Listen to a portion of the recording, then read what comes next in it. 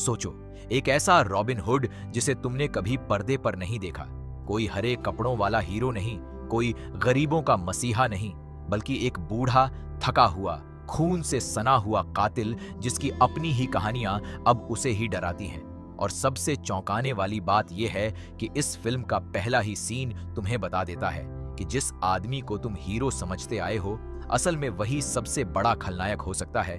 तो चलो शुरू करते हैं इस खौफनाक और भावुक कहानी को, जहां जंगल की हरियाली नहीं बल्कि कीचड़, खून और पछतावा है।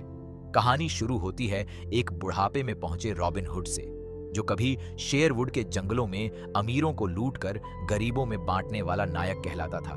मगर अब उसकी असलियत कुछ और है। वह दशकों तक चलाई गई हिंसा और कत्लेआम का बोझ लिए घूम रहा है। उसके हाथों जितने लोग मरे हैं, उनमें से कई निर्दोष भी थे। और अब उन मरने वालों के परिवार, उनके बच्चे बड़े होकर बदला लेने के लिए उसका पीछा कर रहे हैं। फिल्म की शुरुआत में ही एक गुस्से से भरी औरत रॉबिन पर अचानक हमला कर देती है। वह उसे मार डालना चाहती है, क्योंकि रॉबिन ने कभी उसके किसी अपने को मौत के घाट उतारा था। मगर रॉबिन अब भी उतना ही खतरनाक है जितना पहले था। वह बड़ी बेरहमी से उस औरत को मार गिराता है। और यहीं से हमें पता चलता है कि यह इंसान अब बदलने या नरम पड़ने के मूड में बिल्कुल नहीं है। उसकी आंखों में कोई पछतावा नहीं, कोई हिचकिचाहट नहीं।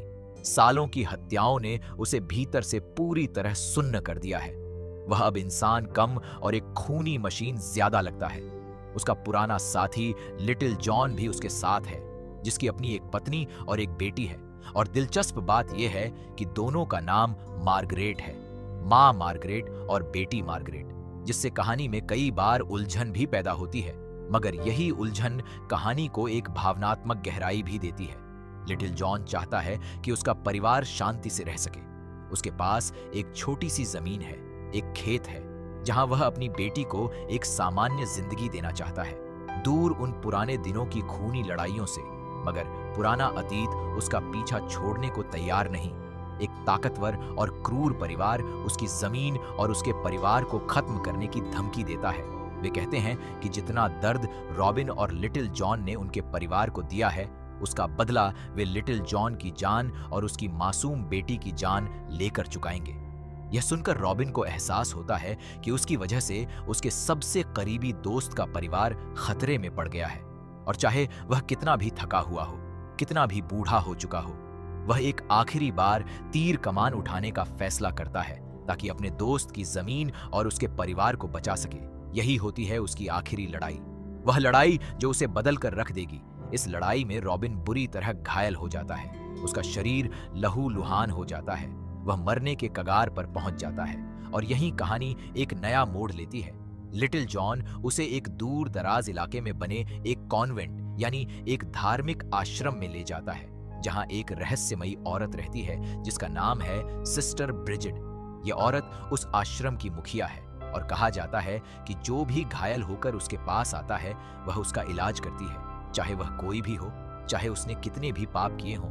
रॉबिन को उसकी देखभाल में सौंप दिया जाता है। और यहीं से शुरू होती है असली कहानी, क्योंकि जैसे जैसे रॉबिन ठीक होने की कोशिश करता है, उसके अतीत के भूत उसे घेरने लगते हैं। वह याद करता है कि उसने अपनी जिंदगी में कितनी क्रूरता की है।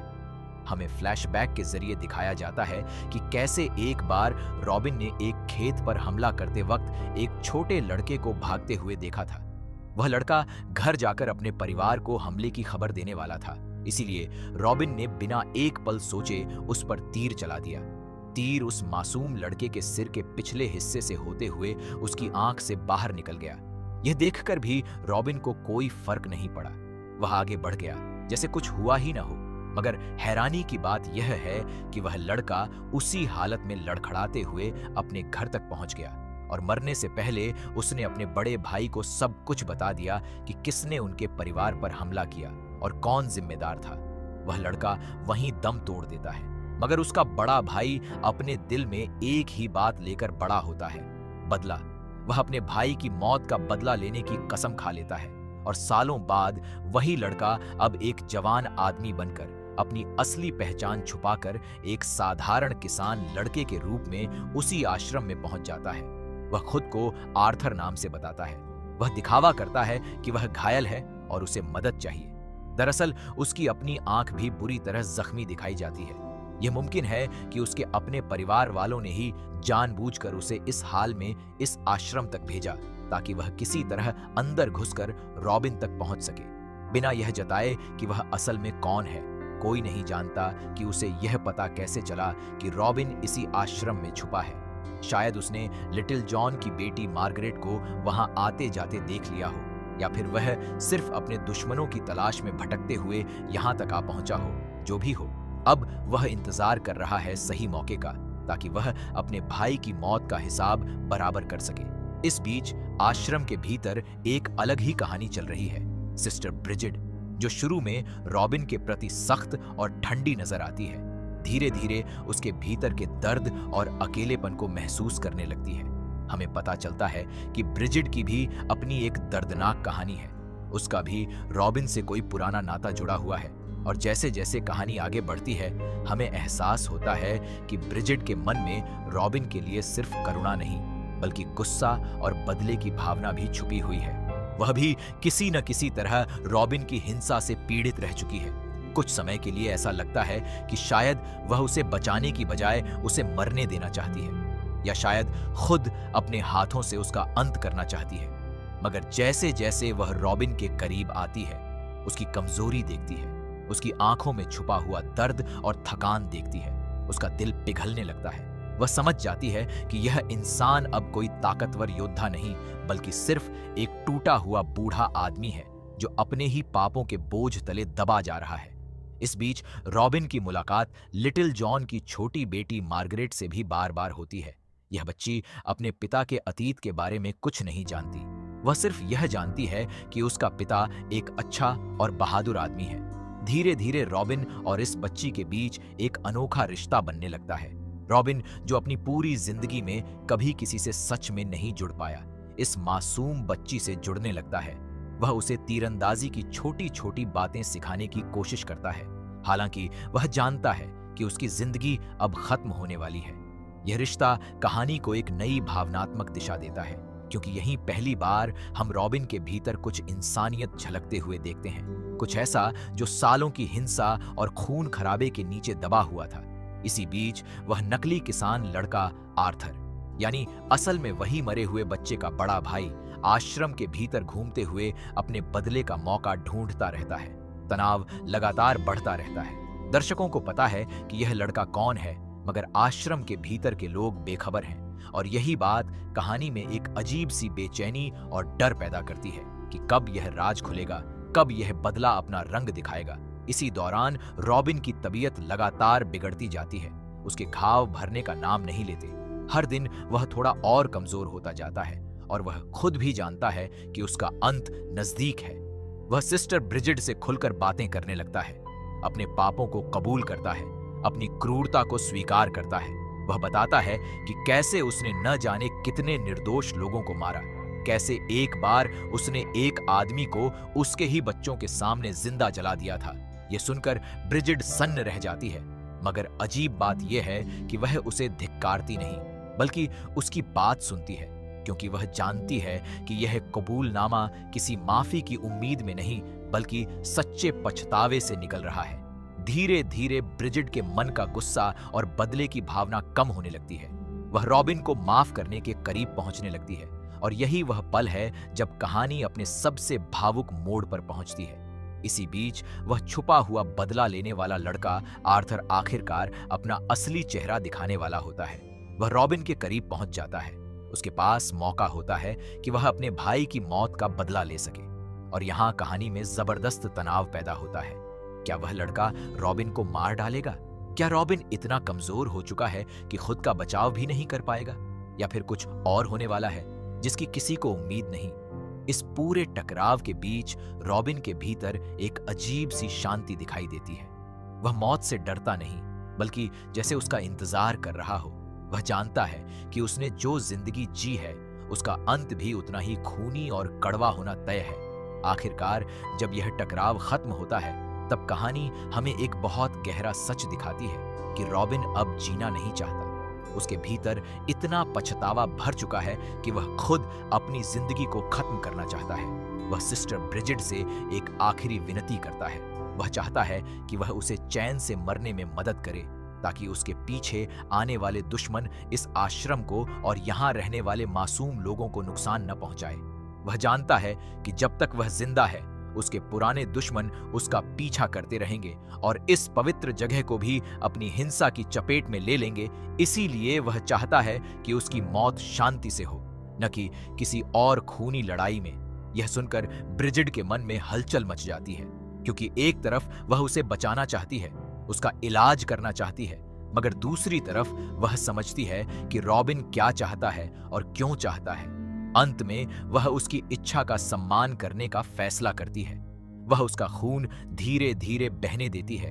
एक तरह से यह एक शांतिपूर्ण मौत की प्रक्रिया होती है, जिसमें रॉबिन धीरे धीरे कमजोर पड़ता जाता है और अपने अंत की ओर बढ़ता है। इस आखिरी पल में जब रॉबिन की सांसें थमने वाली होती हैं, वह अपने पास बैठी छोटी मार्गरेट को अपने पास बुलाता है। वह जानता है कि उसकी असली सच्चाई, उसकी क्रूरता, उसकी हिंसा अगर इस मासूम बच्ची को पता चली तो यह उसके पूरे बचपन को तोड़ देगी। इसीलिए वह अपनी आखिरी सांसों के साथ उसे अपने बारे में एक झूठी मगर खूबसूरत कहानी सुनाता है। वह उसे बताता है कि उसका पिता यानी लिटिल जॉन एक बहादुर और नेक इंसान है, जिसने हमेशा सही काम किया। वह अपनी असलियत छुपाकर एक ऐसी कहानी गढ़ता है जो इस बच्ची को हमेशा गर्व से भर देगी। ये वही पल है जहां यह कहानी हमसे सबसे बड़ा सवाल पूछती है कि क्या झूठ कभी अच्छे के लिए भी बोला जा सकता है? क्या एक कड़वी सच्चाई से बेहतर एक मीठा झूठ हो सकता है जो किसी मासूम की मासूमियत को बचा ले? रॉबिन, जो अपनी पूरी जिंदगी में झूठ से नफरत करता रहा, अपने आखिरी पलों में जानबूझकर एक झूठ बोलता है, सिर्फ इसलिए क्योंकि वह चाहता है कि यह बच्ची उसे और उसके पिता को हीरो के रूप में याद रखे, न कि हथियारों के रूप में। और फिर आता है वह पल जिसका पूरी कहानी इंतजार कर रही थी। रॉबिन की आखिरी सांस टूटती है। ठीक उसी वक्त छोटी मार्गरेट पहली बार अपने हाथ में तीर कमान उठाती है और एक तीर चलाती है। यह दृश्य बहुत गहरा प्रतीकात्मक है, क्योंकि इससे यह दिखाया जाता है कि भले ही मार्गरेट अपने पिता और रॉबिन की तरह हिंसा और खून खराबे का रास्ता न चुने, मगर उसके भीतर वही निडरता, वही साहस जिंदा रहेगा जो कभी रॉबिन हुड की पहचान हुआ करती थी। रॉबिन की मौत के साथ ही उसकी कहानी खत्म हो जाती है, मगर उसकी विरासत, उसका साहस किसी और रूप में आगे बढ़ता रहता है। यह कहानी हमें रॉबिन हुड की उस जानी पहचानी छवि से बिल्कुल अलग एक तस्वीर दिखाती है। यहाँ कोई मेरियन नहीं है, कोई प्रेम कहानी नहीं है, क्योंकि यह कहानी उन सबसे पुरानी और सबसे कठोर गाथाओं से प्रेरित है जहां रॉबिन हुड ने कभी किसी से सच में प्यार नहीं किया। यहां दिखाया गया रॉबिन हुड एक ऐसा इंसान है जिसने अपनी पूरी जिंदगी हिंसा में गुजारी, जिसने खुद को हीरो समझा, मगर असल में वह एक क्रूर हत्यारा था। और यही इस कहानी की सबसे बड़ी खासियत है कि यह हमें यह सोचने पर मजबूर करती है कि जिन कहानियों और किंवदंतियों को हम सदियों से सुनते आए हैं, क्या वे सच में उतनी ही खूबसूरत थीं जितना हमें बताया गया, या फिर उनके पीछे भी ऐसी ही कड़वी और खूनी सच्चाइयां छुपी हुई हैं? यह कहानी हमें यह भी सिखाती है कि इंसान चाहे कितना भी बुरा क्यों ना हो, उसके भीतर कहीं ना कहीं इंसानियत का एक टुकड़ा जिंदा रह सकता है, और वह टुकड़ा किसी छोटे से रिश्ते में, किसी मासूम बच्चे के साथ बिताए पलों में, या किसी आखिरी सच्चे कबूलनामे में झलक सकता है। रॉबिन हुड की यह मौत सिर्फ एक शरीर की मौत नहीं, बल्कि एक झूठी किंवदंती का अंत है, और उस अंत के साथ जन्म होता है एक नई सच्चाई का कि हीरो हमेशा वह नहीं होता जो कहानियों में दिखाया जाता है, बल्कि हीरो वह होता है जो अपने आखिरी पलों में भी किसी और की भलाई के बारे में सोचे। अगर तुम्हें यह कहानी पसंद आई हो तो इस वीडियो को लाइक जरूर करना और चैनल को सब्सक्राइब करना मत भूलना, ताकि ऐसी ही रोमांचक और दिल छू लेने वाली फिल्मों की कहानियां तुम तक पहुंचती रहें।